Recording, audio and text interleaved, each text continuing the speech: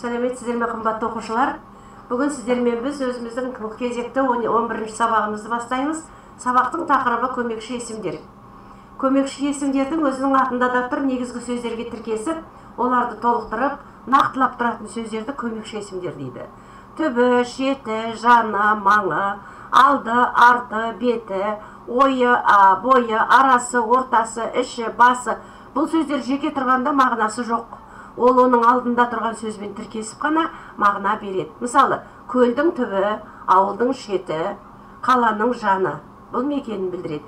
Алды, арты, есіктің алды, үйдің арты, жолдың бойы, судың беті, үйлердің арасы, сабақтың ортасы, үйдің іші, істің басы.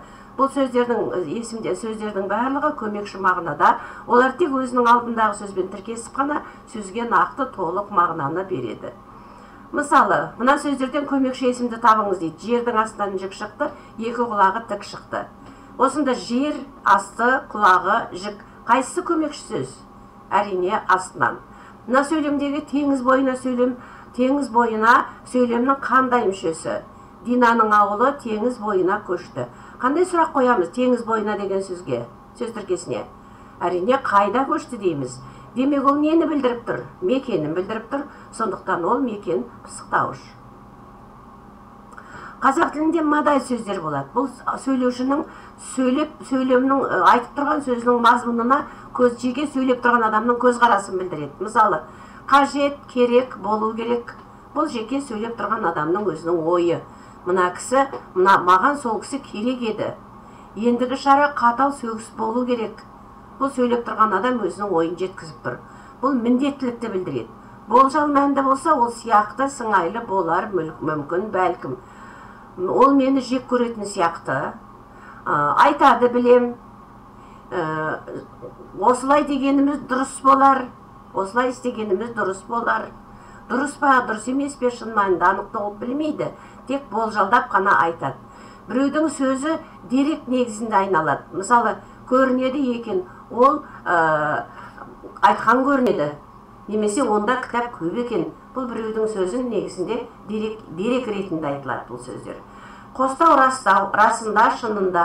Расында сіздің сөзіңізге құлақ қойғаным дұрыс еді. Расында сіздің сөзіңізге құлақ қойғаным дұрыс еді. Өкініп тұр. Қостап тұр ана кісінің айтқан сөзін. Оны бірақ Алла біледі. Рас. Бұдан да қоштап тұр. Немесе шынында деген сөз. Шынында екеуміздің бірге барғанымыз жөн. Көрдіңіз бе? Қостап тұр. Күдік күмәнді білдіреді. Шамасы кім біледі? Олар үйде жоқ шамасы. Анық білмейді, үйінде ме, үйінде емес пе. Нық сенімділікті біледі. Әрине, әлбетте. Сен оны білесің әрине. Сен тұр. Нақты айтып тұр. Міне осындай модаль сөздердің мағыналық түрлері осындай болып бөлжіктеледі. Енді сіздерге осы мағыналық түрлердің әрқайсысын жаттап алу міндетті емес, сіздерге негізінен модаль сөздерге қандай сөздердің жататынын білсе жеткілікті. Мыналар модаль сөздер. Қайталап айтам, өз алдына олар сөйлем мүшесі болмайды. Өзінің жанына тіркесіп тұрған сөздерге мағына қосады, үстемелейді. Және мағына болғанда сөйлеп тұрған адамның жеке өзінің көзқарасын білдіріп тұрады. Модаль сөздер тәуелденеді, жіктеледі. Мысалы, менің баруым керек, келуім керек. Біздің баруымыз керек, келуіміз керек. Сенің баруың керек, келуің керек.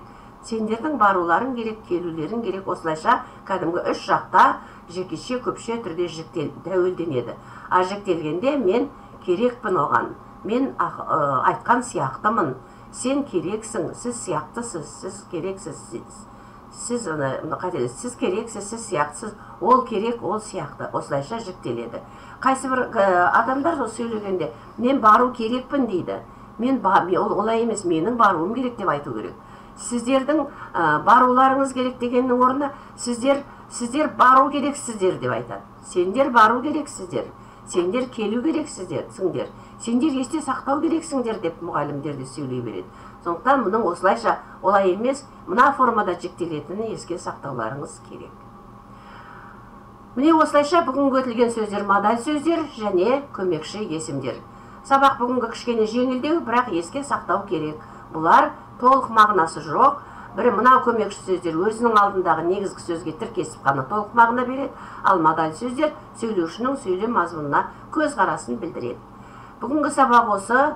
Сау болыңыздар. Мен сабағымды көрген кезде тіркеліп, жазылып қоюды ұмытпаңыздар. Ол өте пайдалы нәрсе. Жақсы сау болыңыздар.